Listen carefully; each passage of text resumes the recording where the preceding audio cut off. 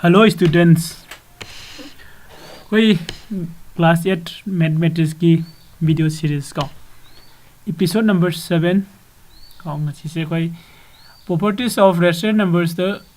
commutative properties की manung da koi rational number da koi jingmina si ka ai basigi rational number si da koi commutative properties hai addition subtraction aduga multiplication division haina lairiba koi operation sing sida karam operation da commutative properties se oibuna jingse an bado koi addition da jingmina se rational number ke addition ai bidi means rational number ani tinsin na ba ko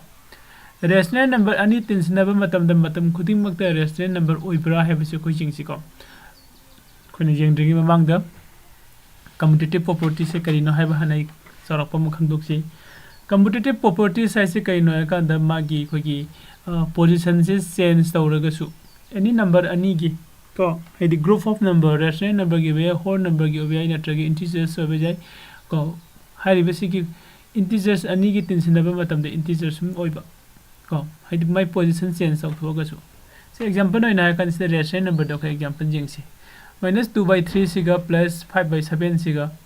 ani se plus tawda 1/21 tai ko again amuk ngasai gi 5/7 sina mamang thangaga ko -2/3 sina follow tawraga amuk khona plus tawba matam da again 1/21 haina tai ko saina ko sana habidi ngasai gi commutative properties na pami se karino nangi any two numbers add tawda khona tragna subtraction tawda na tragna multiplication tawda or division tawba matam da ko magi lairiba position se change taw thoga add tawraga su magi same kano se result se remain the same hamne region se same oiba ko hairiba sigi condition sida lairadi madugi khogi operation da ado koina commutative properties oi haiduni ko do sa khogi rational number se koina commutative properties oiba jengbu matam da rational number -2/3 plus rational number 5/7 equal to ko koina sida 1/21 tai sige plus tawba matam da ko koi LCM log thre makha ge ni sinatra 3 plus ko kana 3 ga 7 ge LCM se yada bani na into tawre multiplication tawre 21 tare ko 21 aduga 3 sina muk 21 ne divide tawre 7 phange 7 into -2 di -14 tare 7 into 3 into 5 15 ko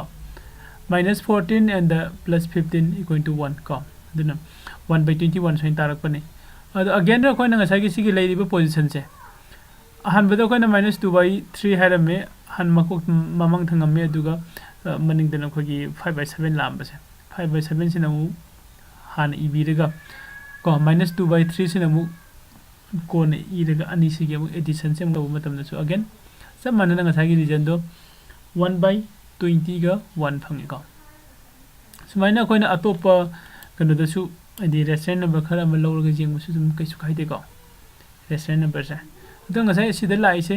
koina kari hai du sida